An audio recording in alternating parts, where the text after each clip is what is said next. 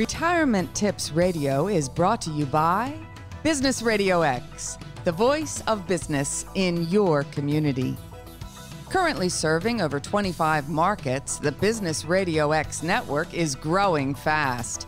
We're teaming up with retired execs and established entrepreneurs to support and celebrate local business leaders. If you'd like to make additional income while making a difference, discover more at brxteam.com. Now, here's your host. Lee Cantor here, another episode of Retirement Tips Radio, and this is going to be a fun one. Today we have Butch Phelps with us, and he is with Muscle Repair Shop. Welcome, Butch. Thank you. Welcome. Thanks a lot, Lee. Now, before we get too far into things, tell us about the Muscle Repair Shop. How are you serving folks? Well, the way I do with the Muscle Repair Shop is I created a technique called the stretch and release technique, and most of my clients are 65 plus. In fact, my oldest client is 95 years old.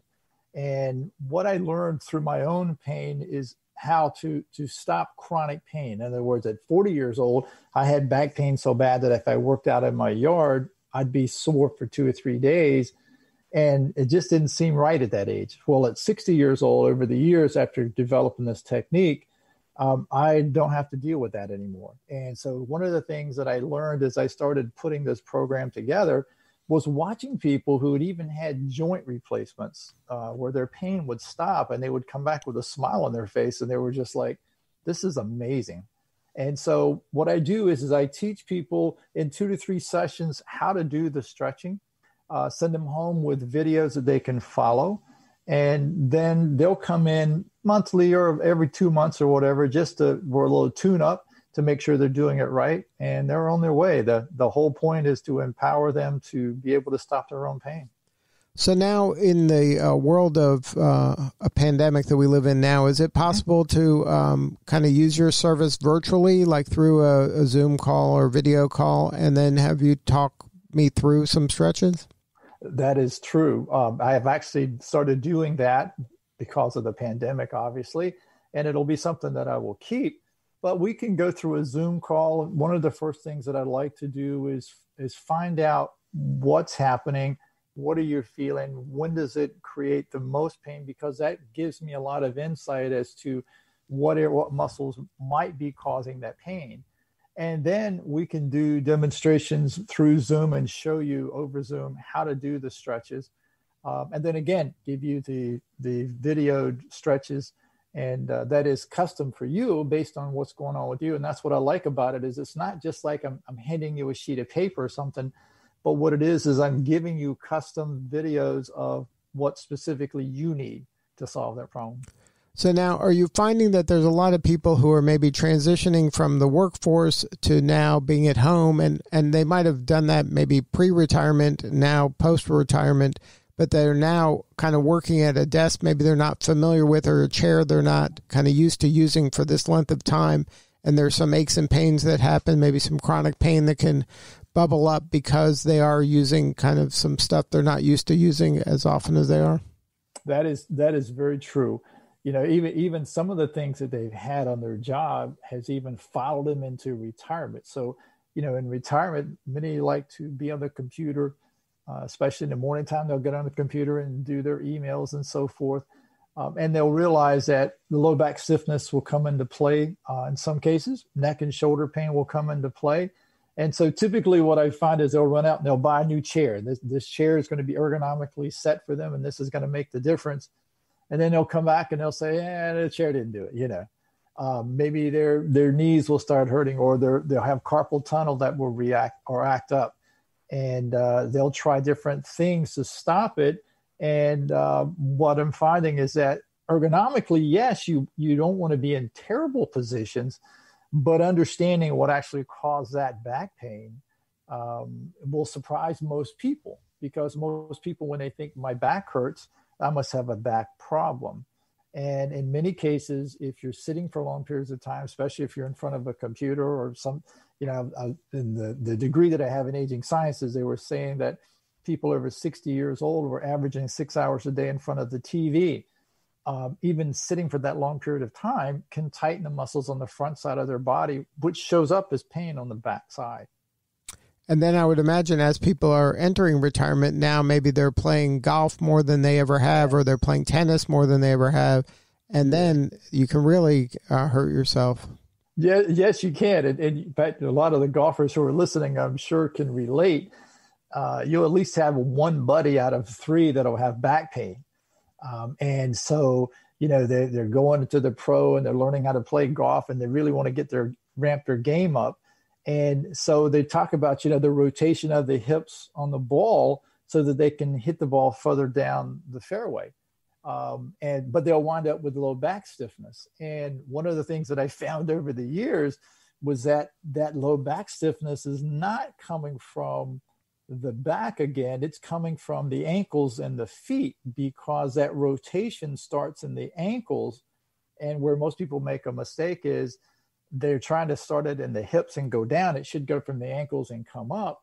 And I've even found that in tennis players as well.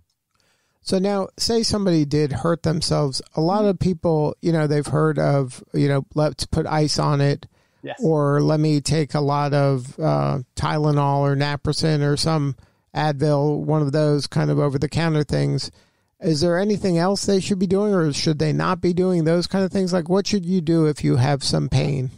So here's the first thing. Number one is when you have aches and pains, and sometimes you can have aches and pains from just a muscle spasm that can be so bad you need something to relieve the pain so that you can think about what you're doing.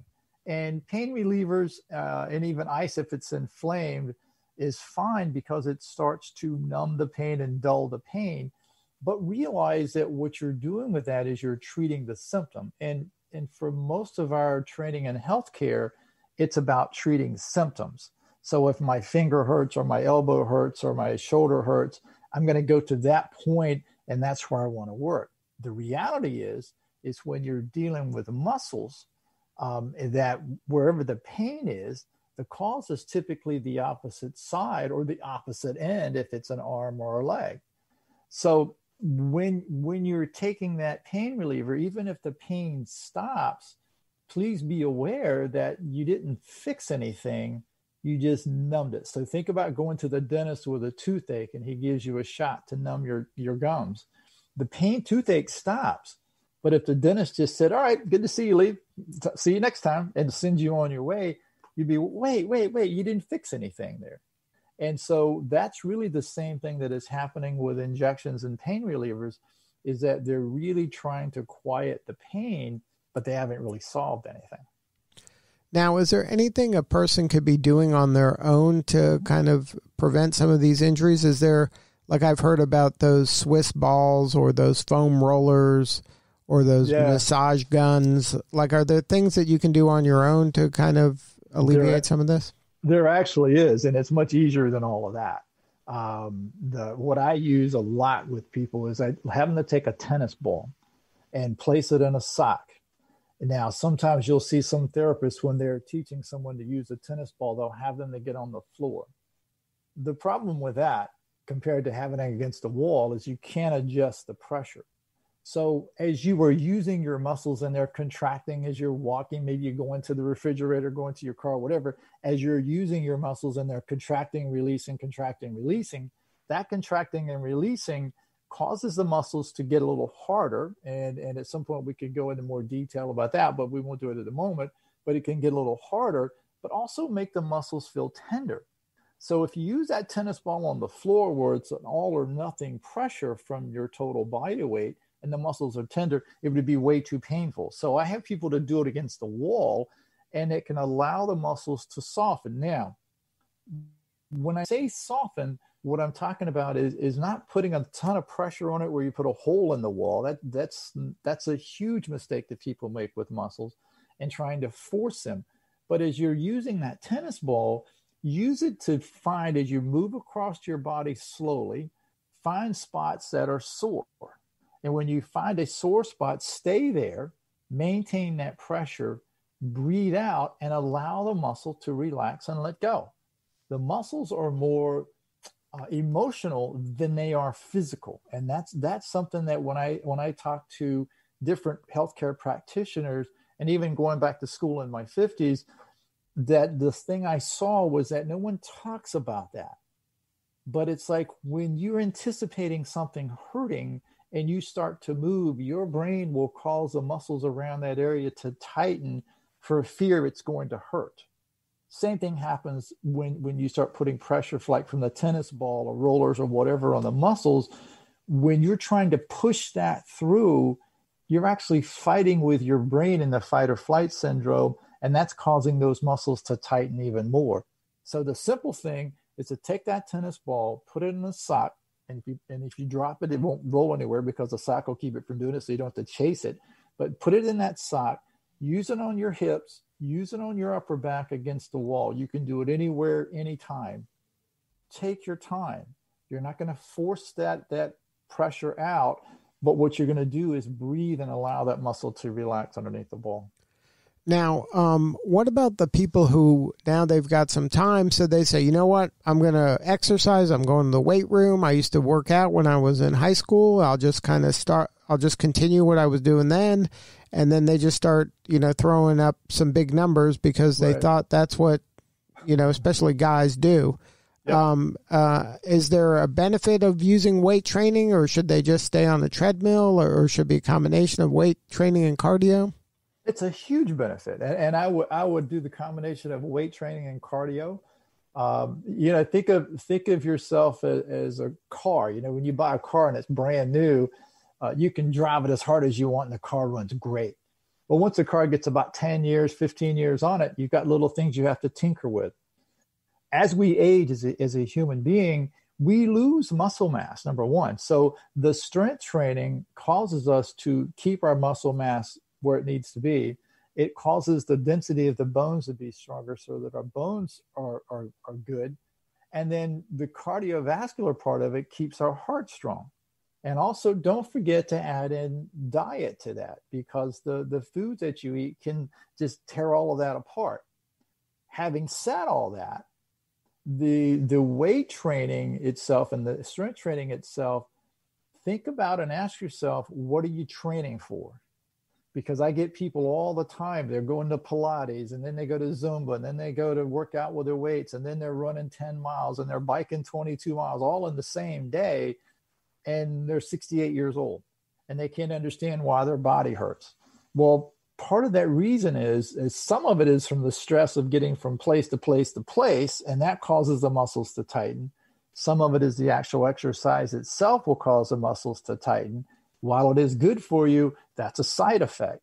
So learning how to stretch the muscles back out, not the way we're shown in a gym and not the way we're taught in most places. It's like we were taught in school.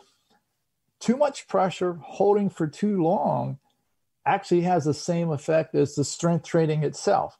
So understanding how those muscles release and let go emotionally, so that you can get spacing back in your joints and your joints will work better, you can prevent things like arthritic type of conditions in your knees where you get pain in your knees and you're thinking it's arthritis, basic arthritis. You can actually help that by the stretching of the body.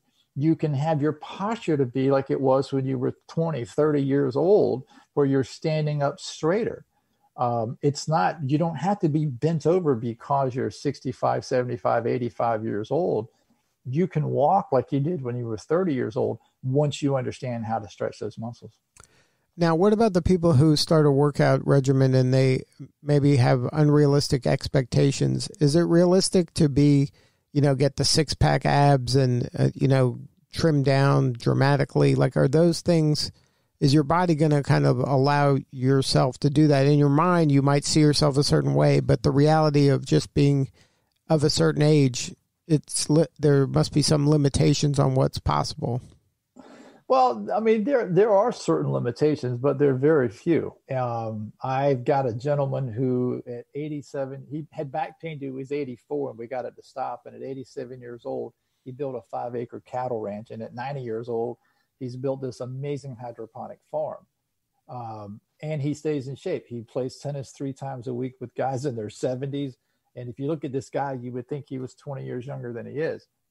The secret to it is keeping your body moving and active, keeping your body strong, keeping your muscles loose so you're not having bones being pinched together.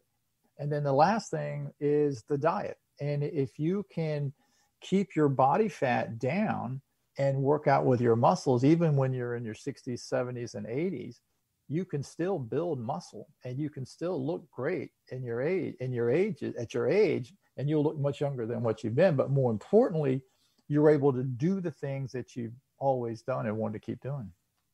So now if you were going to give somebody that's of retirement age right now a tip that they could do on their own, what would be one thing that they can take action on today to help them have a better retirement? Perfect question.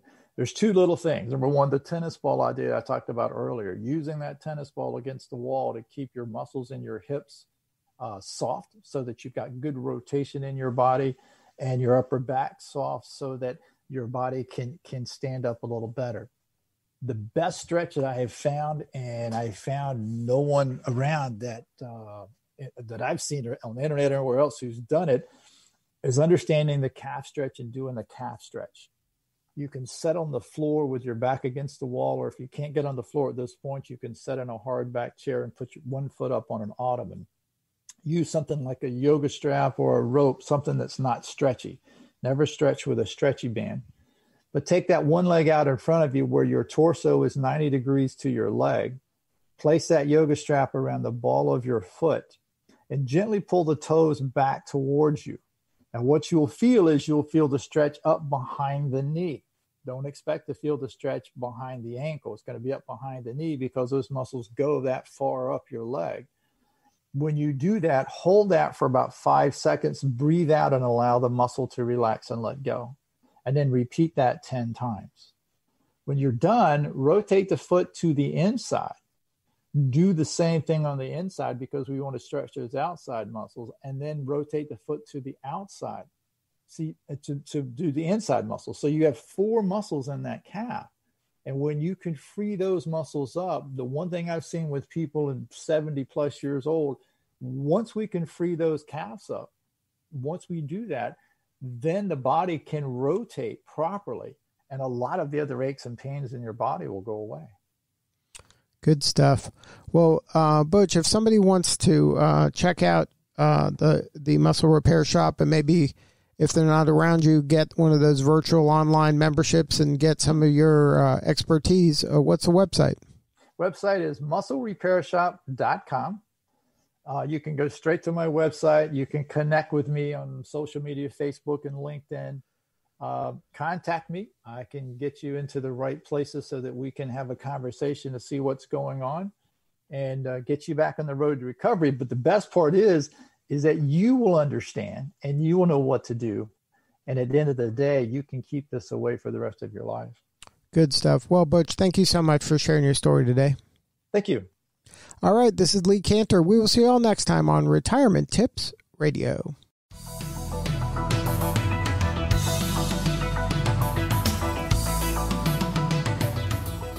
Retirement Tips Radio is brought to you by Business RadioX, the voice of business in your community.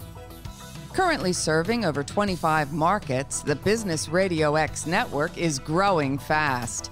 We're teaming up with retired execs and established entrepreneurs to support and celebrate local business leaders. If you'd like to make additional income while making a difference, discover more at brxteam.com.